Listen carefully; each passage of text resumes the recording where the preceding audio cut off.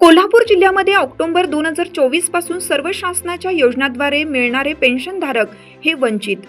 अगदी शासनाच्या दर महिन्याला मिळणाऱ्या 1500 रुपये पेन्शनमधून औषधासाठी खर्च करणारे पेन्शनधारक शासनाच्या जाचक अटीमुळे हवालदिल झाले आहेत. एकतर शासन पैसे देत नाही, अटी 100 लावते. ज्या नागरिकांचे आधार कार्ड बँकेमध्ये लिंक नसल्याने मोठ्या प्रमाणात पेन्शनधारक पेन्शनपासून वंचित आहेत. अनेक लाभार्थ्यांची बँक खाती आधारला जोडलेली खाती KYC न केल्याने बंद आहेत. पेन्शनधारक हा 50 ते 80 वयोगटातील असल्याने ते सर्व गेली 6 महिने पेन्शनपासून वंचित आहेत. शासन DBTद्वारे थेट पेन्शन वाटप करत आहे. या प्रक्रियेमुळे पेन्शनधारकांना 10 ते 20 किलोमीटरवर पूर्वी रेशनिंगसाठी खाती लिंक केलेल्या ठिकाणी पैसे मिळणार आहेत.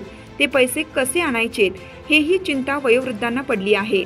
अन्यथा करवीर शिवसेना उद्धव बाळासाहेब ठाकरे पक्षाच्या वतीनं सरकारच्या विरोधात तीव्र आंदोलन करण्याचा इशारा देण्यात आला. या मागणीचं निवेदन करवीर तालुका शिवसेनेच्या वतीनं महाराष्ट्र राज्याचे माननीय मुख्यमंत्री यांच्या नावे करवीरचे तहसीलदार माननीय स्वप्नील रावडे यांना देण्यात आलं.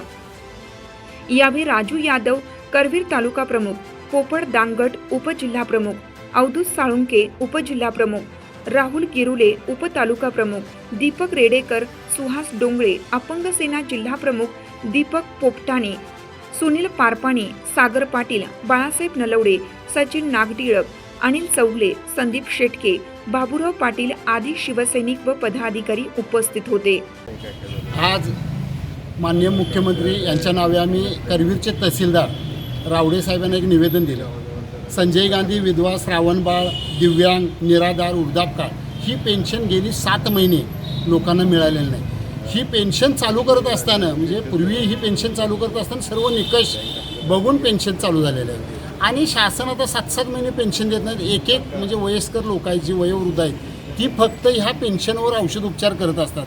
7 महिने पेन्शन आलेले हवालदिल झालेले आहेत. शासन म्हणते DBT थेट खात्यावर पैसे येणार. अहो लोकांचं लिंक आहे का हे तपासा पहिला.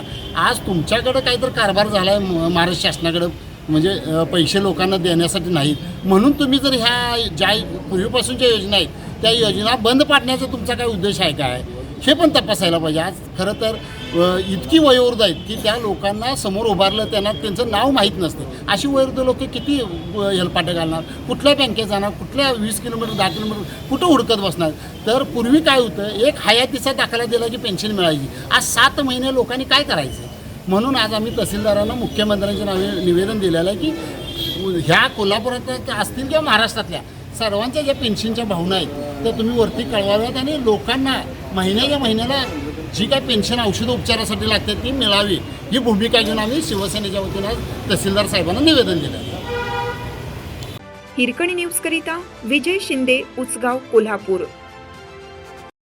चालू घडामोडींचे अपडेट्स जाणून घेण्यासाठी आपल्या हिरकणी न्यूज चॅनलला सबस्क्राईब जरूर करा.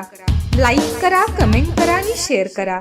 बेल आयकॉनवर प्रेस करा आणि नोटिफिकेशन्स मिळवा.